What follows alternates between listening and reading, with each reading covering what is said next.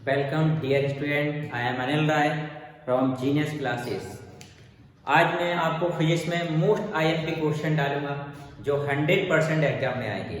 इन question जो मैं अभी क्वेश्चन कराऊंगा उन क्वेश्चन को कर लीजिए, कम से कम 80% आएगा। ठीक है, कम से कम 80%। और क्वेश्चन को बड़े ध्यान से समझिए। इसमें मैं हिंदी मीडियम और इंग्लिश मीडियम दोनों को एक साथ कर रहा हूँ। मोस्ट आईएमपी क्वेश्चन है। ठीक है, अब सबसे पहले इसमें मैं जो 5 मार्क्स के क्वेश्चन आ रहे हैं उनको कराऊंगा। 5 मार्क्स के क्वेश्चन किससे आएंगे? फर्स्ट चैप्टर से, चार्ज एंड इलेक्ट्रिसिटी से, आवेश और विद्युत क्षेत्र से, और एक 5 नंबर का क्वेश्चन किससे आएगा? ऑल्टरनेटिंग करंट से, प्रत्यावर्ती धारा से। तो स्टार्ट करता हूँ। सबसे पहले चैप्टर कौन सा है? चार्ज एंड इलेक्ट्रिसिटी, आवेश और विद्युत क्षेत्र में सबसे सिर्फ मोस्ट आईएमपी क्वेश्चन जो बोर्ड एग्जाम में आएंगे 100% आएंगे। ठीक है, तो सबसे पहला बोर्ड एग्जाम में आने के लिए क्वेश्चन है, कूलाम का नियम लिखिए तथा इसके आधार पर एकांक धनावेश को परिभाषित कीजिए। क्वेश्चन क्या है? कूलाम का व्युत्क्रम वर्ग का नियम लिखकर लिखिए तथा इसके आधार पर एकांक आवेश को परिभाषित कीजिए। Write down coulombs inverse square law and define unit charge on the basis of it. तो किसका नियम है? कूलाम का नियम।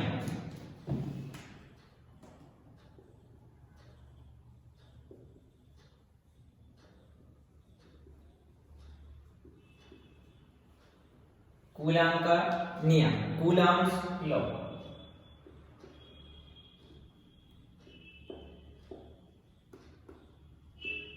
Coulombs law.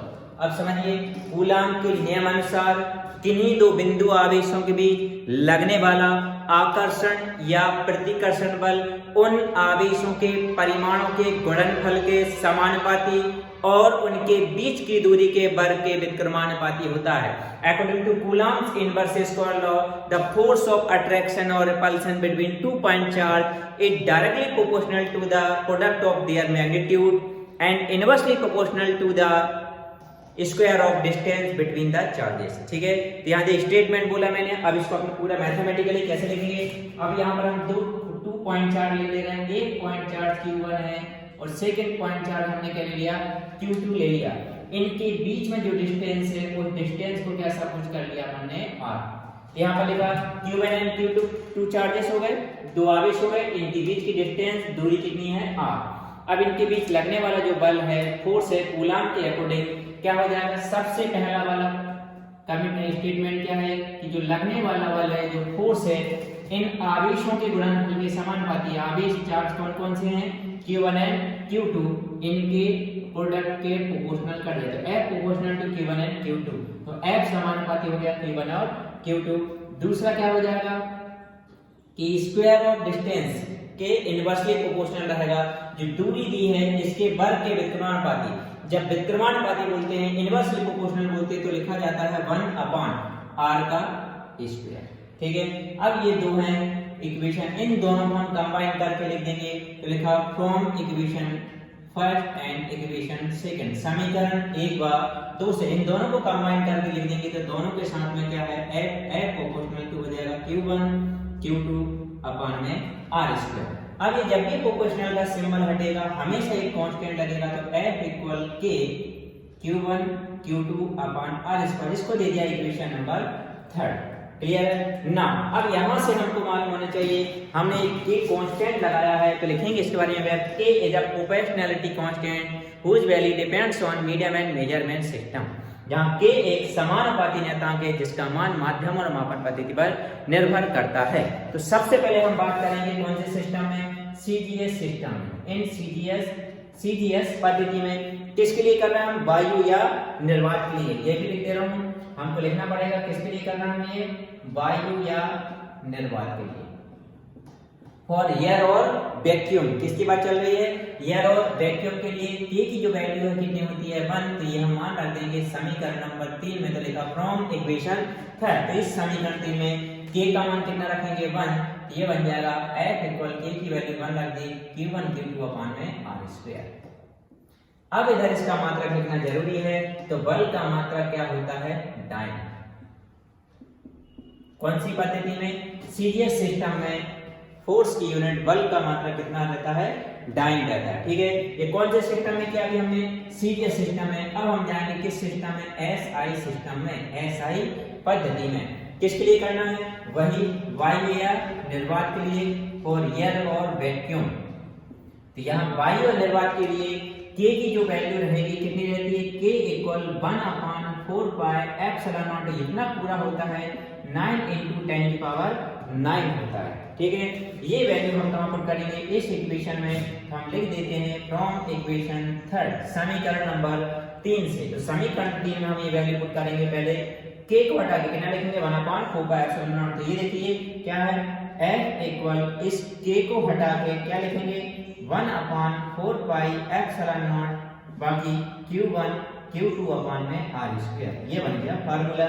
इसको हम ऐसा भी लिख सकते हैं, या f इक्वल ये जो 1/4 पाई एप्सिलॉन नॉट है उसकी जगह हम कितना लिख देंगे? 9 × 10⁹, बाकी को पूरा same to same Q1 Q2 upon R square. अब यहाँ पर जो बल का मात्रक रहता है न्यूटन, जिसे n से प्रदर्शित करते हैं, ऐसा यूनिट ऑफ फोर्स क्या होती है? न्यूटन होती है। ठीक है, पहले हमने कूलॉम्स लॉ पढ़ा। कूलॉम्स लॉ क्या है कि according to Coulomb's law the force of attraction और repulsion between 2 point charges is directly proportional to the product of their magnitude and inversely proportional to the square of distance between them. तो F proportional to Q1 Q2, F inversely proportional to 1/r square. क्या है कि Coulomb के नियमानुसार दो बिंदु आवेशों के बीच लगने वाला आकर्षण या प्रतिकर्षण बल उन आवेशों के गुणनफल के समानुपाती तथा उनके बीच की दूरी के वर्ग के व्युत्क्रमानुपाती। इन दोनों को कंबाइन किया, दोनों को एक साथ करके हमने लिख दिया। दो एफ थे तो एक एफ लिखा, ऊपर वाले को ऊपर, नीचे वाले को नीचे। जैसे ये साइन हटाएंगे, इक्वल का चिन्ह लगा के क्या लगा देंगे? के। ये जो के है, के एक समानुपाती निर्धारक या प्रोपोर्शनलिटी कांस्टेंट है, जिसकी वैल्यू मीडियम और मेजरमेंट सिस्टम पर डिपेंड करती है, माध्यम और मापन पद्धति पर। तो कौन से? सीजीएस सिस्टम में गए तो वायु निर्वात के लिए, फॉर एयर और वैक्यूम के लिए k की वैल्यू 1। तो इधर हमने k को हटा कर कितना लिख दिया? 1। इधर ये में क्या रहेगी? डाइन। अब आते हैं ऐसा ही सिस्टम में, वायु या निर्वात के लिए, फॉर एयर और वैक्यूम के लिए k की वैल्यू होती है 1/4 पाई एप्सिलॉन नॉट। ये इक्वल होता है 9 × 10⁹, मतलब k ये भी रहेगा और ये भी रहेगा। तो हम इक्वेशन 3 में इस k को हटा के, ये जो k लिखा है इसको हटा के पहले इतनी वैल्यू पुट की, पूरा वही के वही लिख दिया हमने। फिर इसको हटा के हम ये भी लिख सकते हैं, ये लिख दिया। इधर ऐसा ही सिस्टम में, ऐसा ही पद्धति में फोर्स की यूनिट क्या रहती है? न्यूटन रहती है, तो लिख दिया। अब हमको इसी के आधार पर किसको परिभाषित करना है? एकांक आवेश को। अब हम एकांक आवेश को परिभाषित करते हैं। तो हेडिंग डाल दी पहले, एकांक आवेश यूनिट चार्ज। तो एकांक आवेश को परिभाषित करने के लिए पहले लिखा वी नो दैट, हम जानते हैं अकॉर्डिंग टू कूलॉम्स लॉ ये होता है।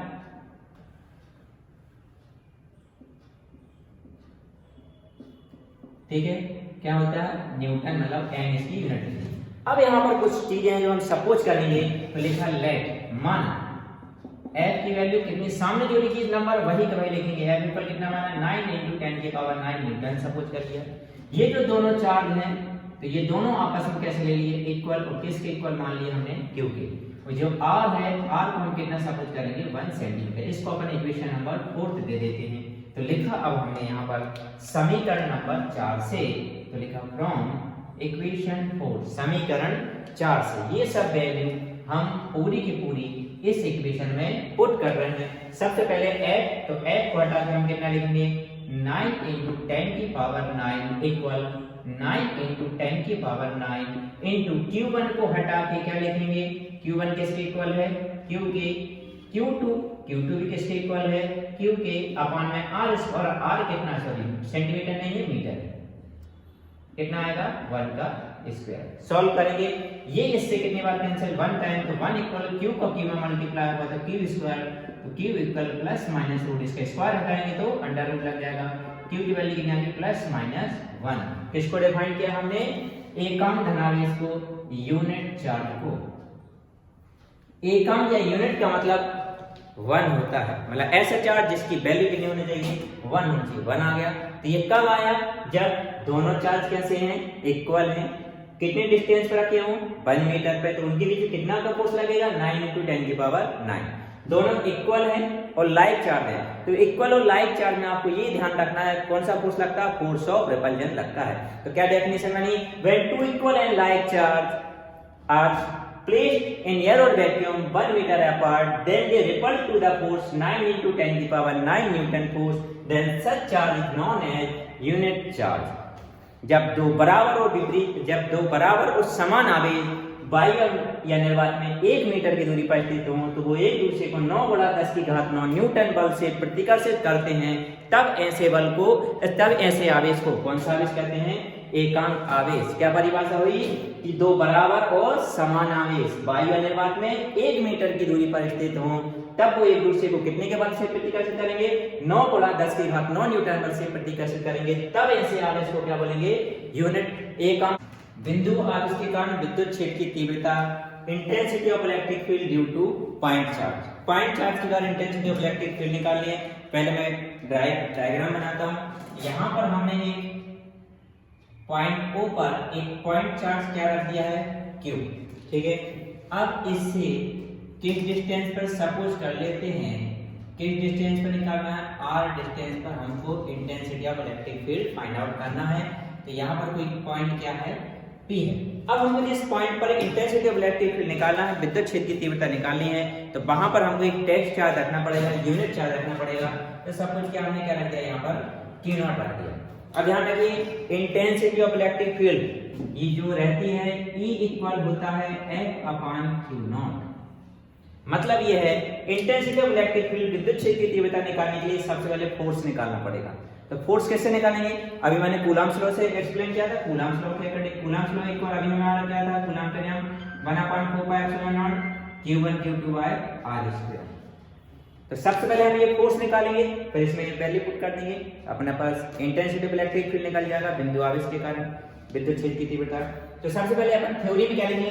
माना कि कोई बिंदु आवेश प्लस Q बिंदु O पर रखा है, इससे स्मॉल r दूरी पर स्थित बिंदु P पर विद्युत क्षेत्र की तीव्रता ज्ञात करनी है। क्या निकालनी है? विद्युत क्षेत्र की तीव्रता हमको E फाइंड आउट करना है। तो माना कि बिंदु P पर कोई परीक्षण आवेश Q0 रखा है, तो कूलम्ब के नियम अनुसार Q और Q0 के बीच लगने वाला बल, तो लगने वाला बल क्या हो जाएगा? कूलम्ब के अनुसार 1F = 1/4πε0। सबसे पहले कौन आएगा? Q1 की जगह क्या लिख दिया? Q। फिर दूसरा क्या? Q2 की जगह क्या लिख देंगे? Q0 और अपान में क्या आ जाएगा? r²। तो डिस्टेंस के स्क्वायर क्या है? r का स्क्वायर। फिर इनका लिखा है let us consider a point charge plus Q is placed at point O. We have to determine intensity of electric field at point P at a distance r. For this, let us consider a point charge, a test charge Q0 is placed at point P. Then according to Coulomb's law, force between Q and Q0 क्या बन जाएगा? F = 1/4πε0 Q0/r²। ये हो गया। अब हमको यहाँ पर देखिए क्या निकालना है?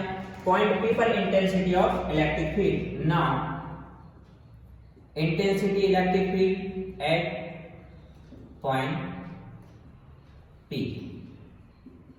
पॉइंट पर, बिंदु P पर विद्युत क्षेत्र की तीव्रता। तो बिंदु P पर विद्युत क्षेत्र की तीव्रता क्या बनेगी? E इक्वल में F/, क्या रखा पॉइंट P पर टेस्ट चार्ज Q0, तो अपान में क्या आ जाएगा? Q0 आ जाएगा। अब हम चाहें तो इसको इक्वेशन फर्स्ट दे दीजिए, इसको इक्वेशन नंबर सेकंड।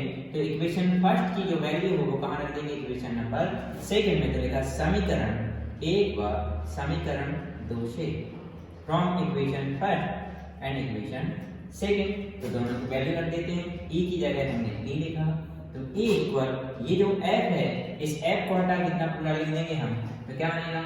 1/4πε0 Q0/r² के अपान में क्या आ जाएगा? ये Q0 आ जाएगा, तो ये लिख दिया Q0। अब यहाँ पर देखिए ये Q0 से Q0 कैंसिल हो गया, तो ये आ गया intensity of electric field due two point charge Q/r²। अब इंटेंसिटी ऑफ इलेक्ट्रिक फील्ड की यूनिट लिखनी है। फोर्स की यूनिट क्या रहती है? न्यूटन। और Q क्या है? चार्ज की यूनिट क्या रहती है? कूलम्ब। इसकी इकाई क्या हो गई? न्यूटन प्रति कूलम्ब हो गया। ठीक है, इसको हम ऐसा भी लिख सकते हैं आगे चल के कि जो 1/4πε0 की वैल्यू लिख लीजिए, कितनी होती है? 9 × 10⁹ Q/r²। क्वेश्चन क्या था? बिंदु आवेश के कारण विद्युत क्षेत्र की तीव्रता, intensity of electric field due two point charge. तो हमको क्या करना था, इंटेंसिटी ऑफ इलेक्ट्रिक फील्ड निकालना था। इसके लिए फोर्स जरूरी है, फोर्स के लिए कूलम्ब्स लॉ के अकॉर्डिंग हम दोनों चार्ज के बीच में फोर्स निकालेंगे। ठीक है, पहले हमने डायग्राम बनाया। डायग्राम में क्या लिखा, माने कि बिंदु पर प्लस क्यू रखा हुआ है, इससे r दूरी पर स्थित बिंदु P पर विद्युत क्षेत्र की तीव्रता ज्ञात करनी है। तो माना कि बिंदु P पर परीक्षण आवेश क्या रखा है, Q0। तो कूलम्ब के अनुसार Q और Q0 के बीच लगने वाला बल कूलम्ब के अनुसार ये हो जाएगा। ठीक है, फिर हमने बिंदु P पर विद्युत क्षेत्र की तीव्रता E इक्वल क्या होता है, F/Q0। यहाँ से F की वैल्यू इक्वेशन नंबर समीकरण नंबर 2 में रख दी अपने यहाँ पर, ये रख दी, Q0 से Q0 कैंसिल हो गया, ये आ गया। अब यहाँ पर ध्यान रखिए, ऑब्जेक्टिव में आ सकता है इंटेंसिटी ऑफ इलेक्ट्रिक फील्ड जो है किसी पॉइंट चार्ज के कारण क्या रहती है, स्क्वायर ऑफ डिस्टेंस के इनवर्सली प्रोपोर्शनल होती है। बिंदु आवेष्टन विद्युत क्षेत्र की तीव्रता दूरी के वर्ग के व्युत्क्रमानुपाती होगी। ये ऑब्जेक्टिव में आता है ज्यादातर।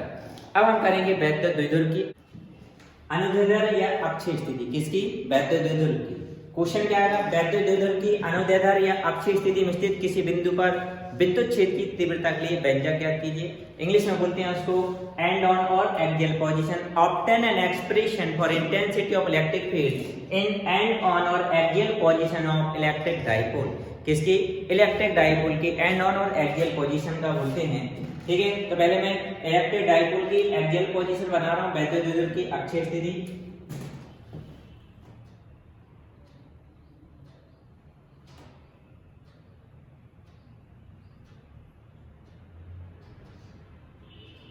हमने यहाँ पर एक वैद्युत द्विध्रुव बनाया, उसको नाम क्या दिया, ए बी। इस पर चार्ज रखते हैं, एक माइनस क्यू और एक प्लस का क्यू है। ये minus Q and this one is plus Q. ठीक है, अब इसी के एक्सियल पोजीशन क्या रहती है, इसी के लाइन में सीधा चले जाइए बिल्कुल। यहाँ पर कोई पॉइंट P कंसीडर कर ले रहे हैं जिस पर हमको intensity of electric field find out करना है। ये इंटेंसिटी ऑफ इलेक्ट्रिक फील्ड विद्युत क्षेत्र की तीव्रता कहां से फाइंड आउट की जाती है, मिड पॉइंट से। फर्स्ट ऑफ ऑल ध्यान रखिए, इस इलेक्ट्रिक डाइपोल की जो लेंथ है वो कितना ले रहे हैं, 2a ले रहे हैं लंबाई। कहां से निकालना हमको, मिड पॉइंट से। तो इधर से मिड पॉइंट से इस P जो पॉइंट है इसकी डिस्टेंस कितनी ले ली हमने, r। ठीक है, अब इस प्लस क्यू चार्ज के कारण इंटेंसिटी ऑफ इलेक्ट्रिक फील्ड क्या रहेगी, E1, और इस माइनस क्यू के कारण क्या हो जाएगी, E2 हो जाएगी। क्लियर ना। अब यहाँ पर कोई डिस्टेंस है बच्चों, वो लिखना पड़ेगा। इस प्लस क्यू से इस P जो पॉइंट है इसकी डिस्टेंस देखिए, इतनी डिस्टेंस में से इतनी डिस्टेंस को माइनस करेंगे तो क्या बन जाएगा, r माइनस a। ठीक है, और इधर से इस P की डिस्टेंस जो है वो क्या बन जाएगी, r प्लस a। इस पॉइंट P की प्लस की चार्ज से डिस्टेंस r माइनस a और माइनस की से डिस्टेंस क्या हो जाएगी, r प्लस a हो जाएगी। ठीक है, अब इसमें थ्योरी यदि हमको लिखना है, थ्योरी क्या लिखेंगे, माना कि ए भी वैद्युत द्विध्रुव है जिसके दोनों आवेशों के बीच की दूरी 2a है। इसके मध्य बिंदु O से स्मॉल r दूरी पर अक्षीय स्थिति में स्थित बिंदु P पर विद्युत क्षेत्र की तीव्रता ज्ञात करनी है। ये हो गई थ्योरी। क्या था, ए बी विद्युत द्विध्रुव है, दोनों आवेश के बीच की दूरी 2a, इसका मध्य बिंदु O, r दूरी पर बिंदु P पर विद्युत क्षेत्र की तीव्रता निकालनी है। Let us consider AB is electric dipole of length 2a. We have to determine intensity of electric field at point P at a distance r from the midpoint O. Midpoint O से, तो देखिए दो charge हैं, हमने अभी कुछ देर पहले एक सिंगल चार्ज के कारण इंटेंसिटी ऑफ इलेक्ट्रिक फील्ड क्या निकाला था, E equal 1/4π0 Q upon r square. Q तो चार्ज हो जाएगा, R क्या हो जाएगी, डिस्टेंस स्क्वायर। हम देखेंगे चार्ज के डिस्टेंस पर रखा हुआ है।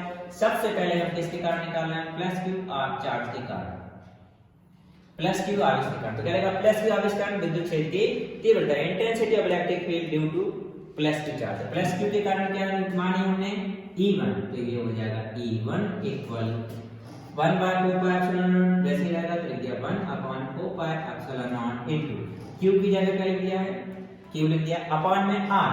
तो देखिए कहां रखा प्लस Q, B पर, तो B से P की डिस्टेंस क्या लिख दी हमने, BP का स्क्वायर। अब as we know that B से P की जो डिस्टेंस है कितनी हमारे पास में, R माइनस a, तो लिख दिया R माइनस a। तो ये देयरफॉर ये E1 इक्वल हो जाएगा 1/4π0 Q अपॉन BP को हटाकर हम क्या लिख देंगे, R माइनस a का होल स्क्वायर। ठीक है, ये बन गया E1।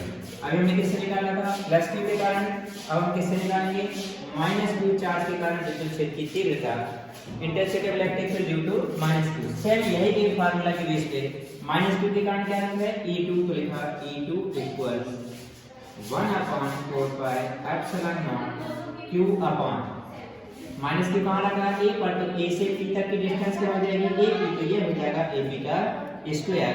अब हमको मालूम होनी चाहिए सिंस AP इक्वल कितना है हमारे पास में, A से P तक की डिस्टेंस R प्लस A, लिख देंगे R प्लस A।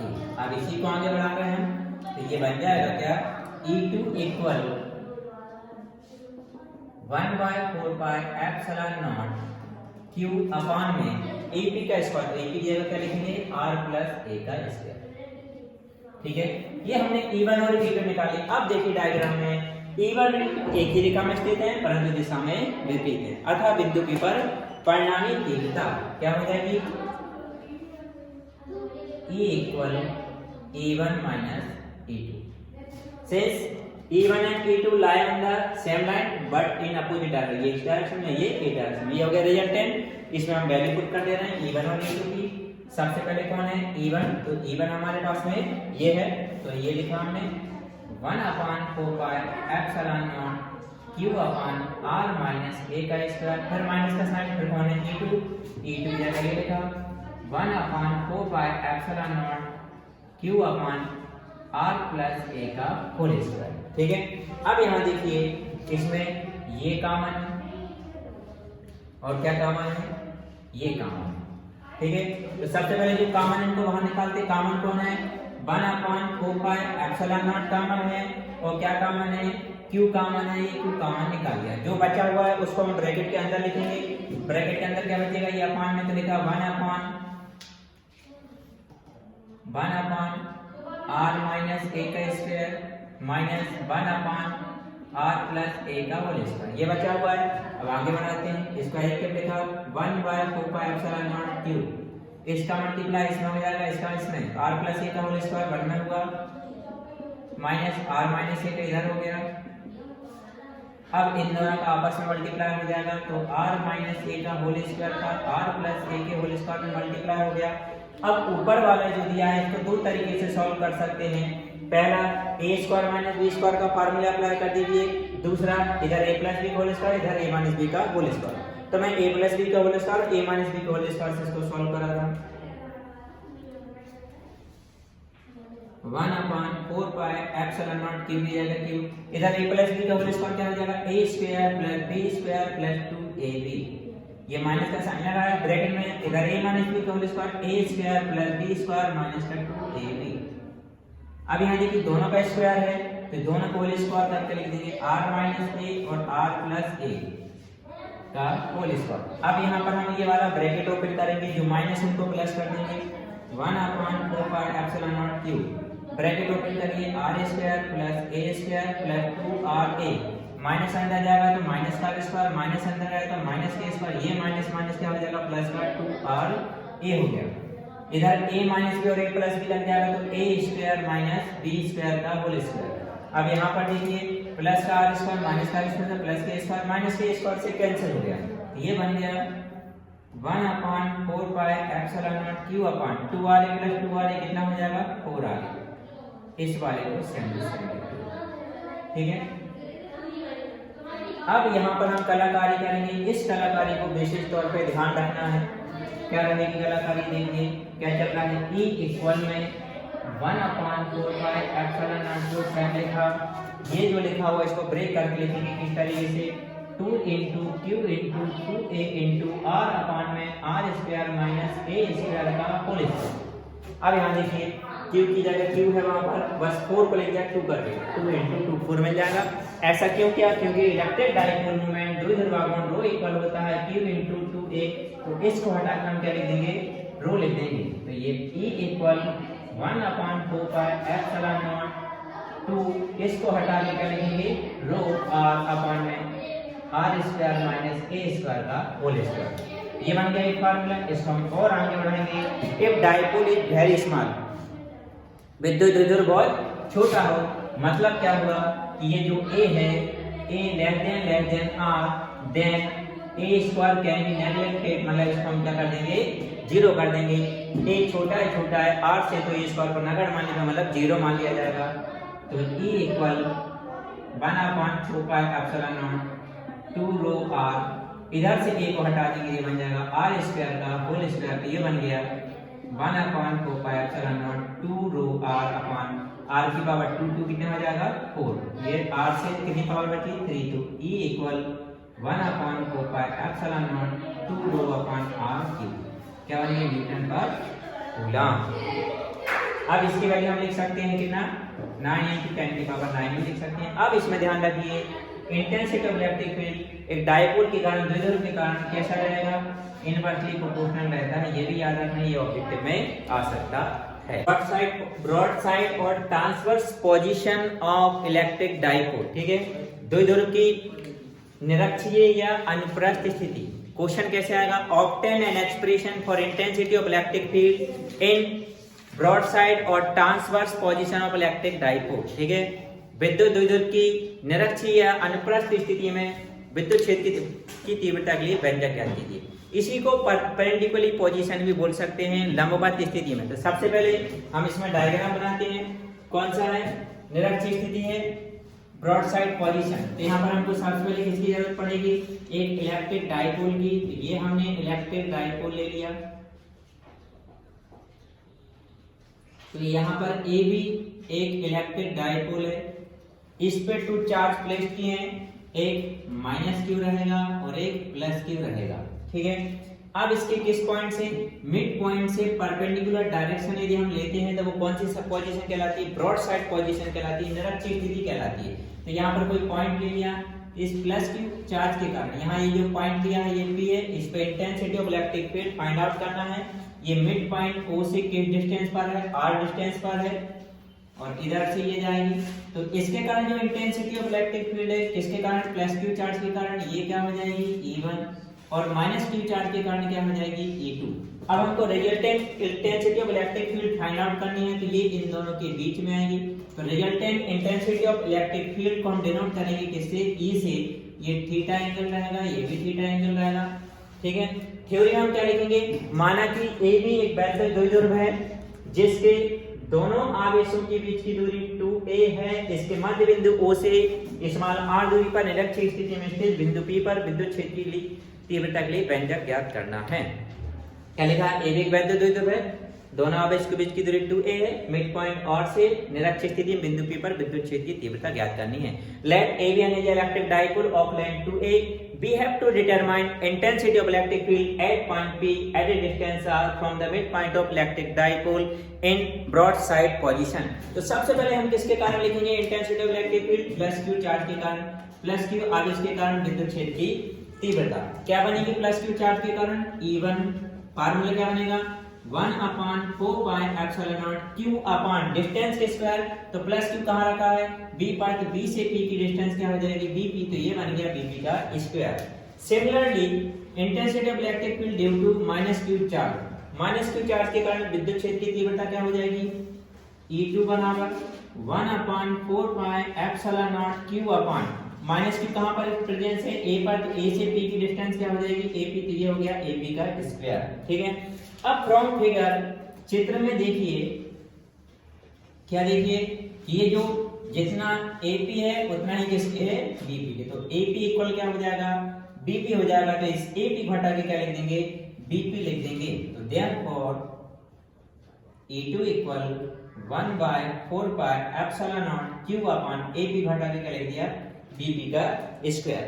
अब यहाँ पर देखिए दोनों फार्मूले को, दोनों के फार्मूले सेम हैं, इसका मतलब ये हुआ कि जो E1 है वो किसके इक्वल हो गया, E2 के इक्वल हो गया। E1 और E2 आपस में एक दूसरे के इक्वल हो गए हैं ना। अब हम लिखेंगे थ्योरी में, क्योंकि E1 और E2 परिमाण में बराबर हैं किंतु दिशा में अलग अलग हैं, अतः बिंदु P पर परिणामी तीव्रता, since E1 and E2 are equal in magnitude but opposite in direction, therefore resultant intensity at point P, तो resultant intensity क्या बनेगी E equal to E1 cos theta.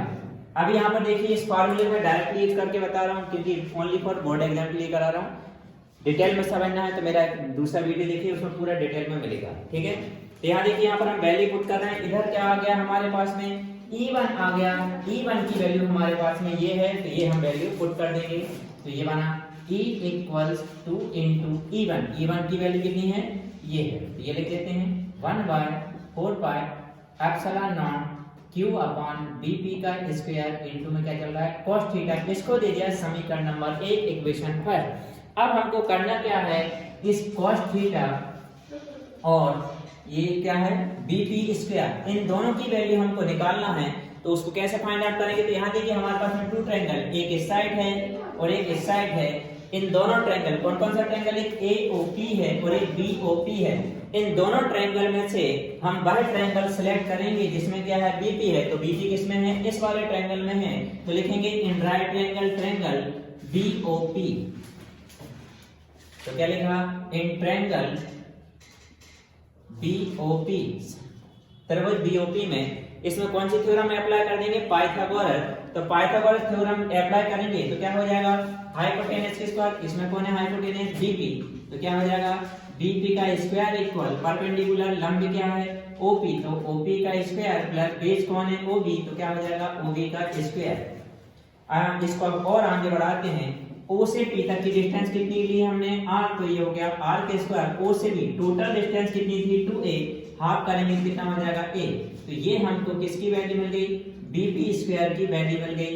ये यहाँ पर हम पुट करेंगे अभी थोड़ी देर बाद ना। यदि हम इसका स्क्वायर हटाएंगे तो राइट हैंड साइड में क्या लग जाएगा, अंडर रूट। तो ये हमने अंडर रूट लगा दिया ना। अब हमको वैल्यू चाहिए किसकी, cos थीटा की। तो cos थीटा इक्वल होता है क्या, बेस अपॉन हाइपोटेनस, हिंदी में यदि हम बोले आधार बटे कर्ण होता है। तो यहाँ पर ये cos थीटा इक्वल आधार, इसमें क्या है हमारे पास में, O है और B है, तो क्या हो गया OB। और कर्ण हाइपोटेनस कौन है, B से P। तो क्या हो जाएगा, BP का स्क्वायर, सॉरी इसका क्या जाएगा ओनली BP। अब देखिए O से B तक की डिस्टेंस हमारे पास में, ये cos थीटा इक्वल O से B तक की डिस्टेंस कितनी है, A। तो ये बन गया A। और B से P तक की डिस्टेंस हमको क्या मिली है, ये है हमारे पास है BP की वैल्यू। तो अंडर रूट ऑफ क्या हो जाएगा, R square plus A square. ये अब हमको वैल्यू किसकी मिल गई है, cos थीटा की। इस वैल्यू को भी कहाँ रखेंगे, इक्वेशन नंबर फर्स्ट में। हम डायरेक्टली इसमें लिख रहे हैं समीकरण 1 व 2 से, from equation first and second.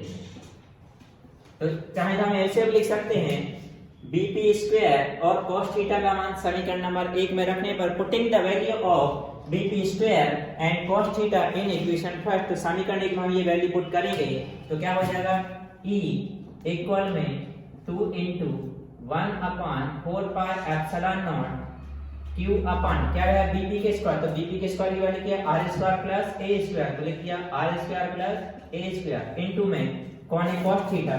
cos theta की वैल्यू क्या है, ये आई है, तो ये लिख देते हैं यहाँ पर A by root of R square plus A square. अब इसको हम थोड़ा रीअरेंज कर रहे हैं, तो रीअरेंज करेंगे तो ध्यान रखिए, ये जो 2 है किसके साथ लिख रहे हैं, A के साथ में, दिए बनेगा 1/4 pi epsilon not Q into 2 किसके साथ चला गया, A के साथ। अब यहाँ देखिए इन दोनों को सॉल्व करेंगे, दोनों सेम है, बस पावर अलग अलग है। इसकी पावर 1, इसकी पावर 1/2। जब बेस सेम रहता है तो हम पावर को क्या कर देते हैं, जोड़ देते हैं। कहा तो जोड़ देंगे, तो 2 आधार की जगह 1 आधार लिख दिया, R square plus A square. इसकी 1 और इसकी 1/2, तो कितना हो जाएगा, 3/2 हो जाएगा। अब यहाँ से मालूम होना चाहिए, क्योंकि रो इक्वल क्या होता है, Q into 2A, dipole movement, दो ध्रुव आघूर्ण होता है, इसलिए ये E बराबर 1/4 पाई एप्सिलॉन नॉट, इतने पूरे को हटा के क्या लिख देंगे, रो अपॉन में R square plus A square की पावर कितनी हो जाएगी, 3/2। तो एक फार्मूला ये बन गया। अब इसी में यदि हम बोलें, if dipole is very small, दो इधर बहुत छोटा हो, मतलब A छोटा है किससे, R से, तो हम A स्क्वायर को क्या मान लेंगे, नेग्लिजिबल मान लेंगे, तो नगण्य मान लेंगे, तो A स्क्वायर को हटा देंगे। तो therefore E equal 1/4 pi epsilon nought rho upon में क्या हो जाएगा, R स्क्वायर, इसमें से A स्क्वायर को हटा देंगे, पावर कितनी, 3/2, 2 से 2 कैंसिल, तो E इक्वल में 1/4 pi epsilon nought rho upon में R3। ये आ गया intensity of electric field in broad side position of electric dipole. वैद्युत द्विध्रुव की निरक्षीय स्थिति में विद्युत क्षेत्र की तीव्रता। अब यहाँ देखिए नोटिस करने वाली बात ये है कि ये निरक्षी में है और अक्षीय में क्या निकला था, E इक्वल 1/4πε0 2 ρ अपान में r3। बस इसमें डिफरेंस क्या था, इसमें 2 है और इसमें 2 नहीं था। यदि मैं 2 को बाहर कर दूंगा तो ये फार्मूला बन जाएगा 1/4πε0 ρ अपान में r3। दोनों में डिफरेंस, निरक्षी के लिए ब्रॉड साइड के लिए n और एक्सियल के लिए a लगा दिया। अब इतना पूरा का पूरा देखिए किसके इक्वल है, En के, मतलब Ea इक्वल 2 into En। इन दोनों में रिलेशन ये आ गया, मतलब अक्षीय स्थिति में विद्युत क्षेत्र की तीव्रता निरक्षीय स्थिति में विद्युत क्षेत्र की तीव्रता के दुगनी होती है। Intensity of electric field in axial position of dipole is 2 times of intensity of electric field in broadside position और transverse position और non axial position। ठीक है, ऐसा ये ऑब्जेक्टिव आ सकता है। इसको और यदि हम आगे बढ़ा के लिखें, ट्रांसपोज कीजिए, इस E A के अपान में कौन आ जाएगा, En इक्वल में कितना बचा 2, तो 2 अपान 1, तो क्या लिख सकते हैं 2:1। मतलब एक्सियल और नॉन एक्सियल की इंटेंसिटी का रेशियो कितना रहता है, 2:1 होता है।